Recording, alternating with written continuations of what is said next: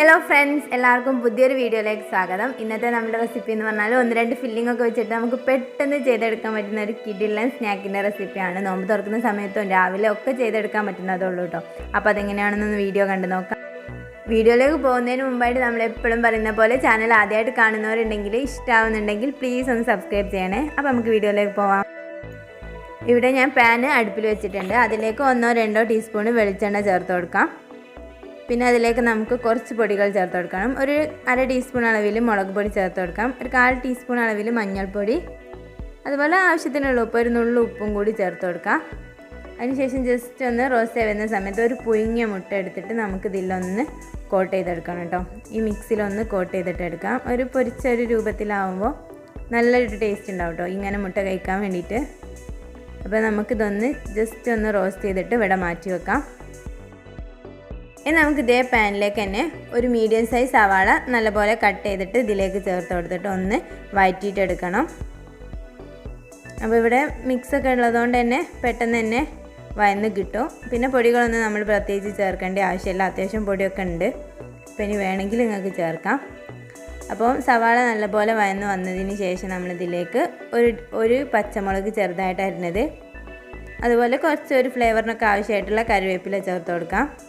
പിന്നെ 1 ടീസ്പൂൺ അളവിൽ ഇഞ്ചി വെളുത്തുള്ളി പേസ്റ്റും കൂടി ചേർത്ത് കൊടുക്കുന്നുണ്ട്. പിന്നെ അതെല്ലാം കൂടി ചേർത്ത് നല്ലപോലെ ഒന്ന് വഴറ്റിയിട്ടെടുക്കണം. ഇനി നമ്മളിതിലേക്ക് ചേർത്ത് കൊടുക്കുന്നത് കുറച്ച് ബീഫാണ്. അപ്പോൾ ചിക്കൻ ആണെങ്കിൽ ചിക്കൻ ചേർത്ത് കൊടുത്ത് നല്ലപോലെ ഈ മസാലയൊക്കെ ഒന്ന് മിക്സ് ആവുന്നവരെ ഒന്ന് മിക്സ് ചെയ്തതിന് ശേഷം ഫ്ലെയിം ഓഫ് ചെയ്ത് മാറ്റി വെക്കാം.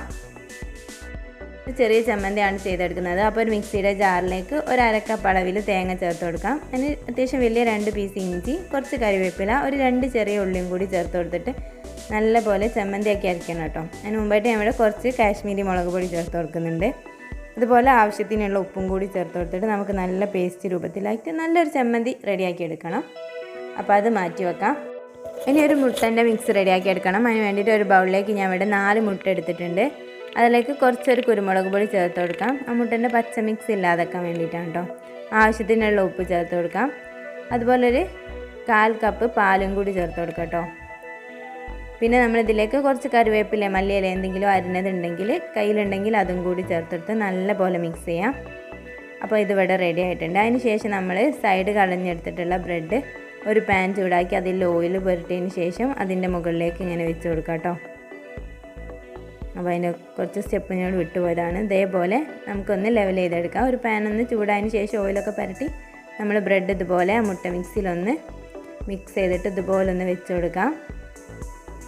അപ്പോൾ നിങ്ങൾക്ക് ഇഷ്ടമുള്ള ഷേപ്പിൽ, നിങ്ങൾക്ക് വേണമെങ്കിൽ റൗണ്ട് ഷേപ്പിലൊക്കെ ആക്കിയിട്ട് കട്ട് ചെയ്തിട്ട് ചെയ്യാം. ഞാനിവിടെ സിമ്പിളായിട്ട് ഇങ്ങനെ ചെയ്യുന്നുള്ളൂ. അതിൻ്റെ മുകളിലേക്ക് നമ്മൾ ബീഫിൻ്റെ മസാല ചേർത്ത് കൊടുക്കുന്നുണ്ട്. അപ്പോൾ ഫുള്ളായിട്ട് ഒന്ന് കവർ ചെയ്യുന്ന രീതിയിലൊന്ന് ചേർത്ത് കൊടുക്കാം. ഞാൻ മൊത്തമായിട്ട് ചേർത്ത് കൊടുത്തിട്ടുണ്ട് കേട്ടോ, നമ്മൾ റെഡിയാക്കി വെച്ചിട്ടുള്ളത്. അതിന് മുകളിലേക്ക് നേരത്തെ ചെയ്ത പോലെ തന്നെ നമ്മൾ മുട്ട മിക്സിയിൽ മുക്കിയതിന് ശേഷം ബ്രെഡ് ഇതുപോലെ ഒരു ലെയറും കൂടി ആക്കിയിട്ട് വെച്ച് കൊടുക്കാം.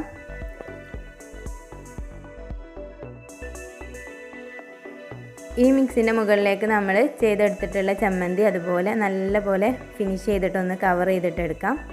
ഈ ചമ്മന്തിയും ബീഫിൻ്റെ മസാല രണ്ടും കൂടി ഈ ബ്രെഡിൻ്റെ ഇടയിലായിട്ട് കഴിക്കാൻ നല്ല ടേസ്റ്റ് ഉണ്ട് കേട്ടോ. പിന്നെ ഇതിൻ്റെ മുകളിൽ നമ്മൾ നേരത്തെ റെഡിയാക്കി വെച്ചിട്ടുള്ള മുട്ട ഇതുപോലെ ഒന്ന് കട്ട് ചെയ്തിട്ടൊന്ന് വെച്ച് കൊടുക്കാം.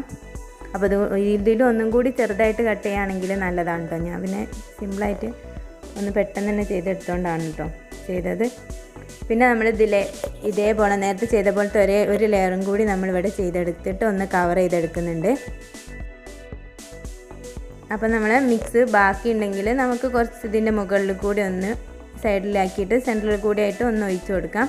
അപ്പോൾ നല്ലപോലെ ഒന്ന് ഫിനിഷായിട്ട് കിട്ടും. അതിന് വേണ്ടിയിട്ടാണ് നമ്മളിതുപോലെ ചെയ്തെടുക്കുന്നത്. അപ്പോൾ ഇത് അടി കട്ടിയുള്ള ഒരു പാത്രത്തിൻ്റെ മുകളിൽ വേണം കേട്ടോ ഈ പാൻ വെച്ച് കൊടുക്കാൻ, അല്ലെ പെട്ടെന്ന് തന്നെ കരിഞ്ഞു പോകും ബ്രെഡ് ആയതുകൊണ്ട്. എന്നിട്ട് ലോ ഫ്ലെയിമിൽ വെച്ചിട്ട് നമുക്ക് ചെയ്തെടുക്കാം. അടച്ച് വെച്ചിട്ട് ഒരു 10-15 മിനിറ്റ് കഴിയുമ്പോൾ തന്നെ ഒന്നായിട്ട് സെറ്റായിട്ട് കിട്ടിയിട്ടുണ്ടാവും. പിന്നെ നമുക്കൊന്ന് ഫ്ലിപ്പ് ചെയ്തിട്ട് വേറൊരു പാനിലേക്ക് ഇട്ട് കൊടുക്കാം. ഇനി ഈ സൈഡും കൂടി ഒരു 2-3 മിനിറ്റ്, ഓവർ സമയമൊന്നും എടുക്കില്ല, ഒരു 5 മിനിറ്റൊക്കെ അടച്ച് വെച്ചിട്ടൊന്ന് കുക്ക് ചെയ്തെടുത്താൽ മതി. അപ്പോൾ കറക്റ്റായിട്ട് കിട്ടിയിട്ടുണ്ട്. അപ്പോൾ ഇത്രേ ഉള്ളൂ, നല്ല സിമ്പിളാണ്. അപ്പോൾ നമ്മളിത് കട്ട് ചെയ്ത് നോക്കുമ്പോൾ തന്നെ നമുക്ക് ഉള്ളിലൊക്കെ കാണാൻ തന്നെ നല്ലൊരു ഭംഗിയായിരിക്കും, കഴിക്കാനും നല്ല ടേസ്റ്റ് ഉണ്ട്.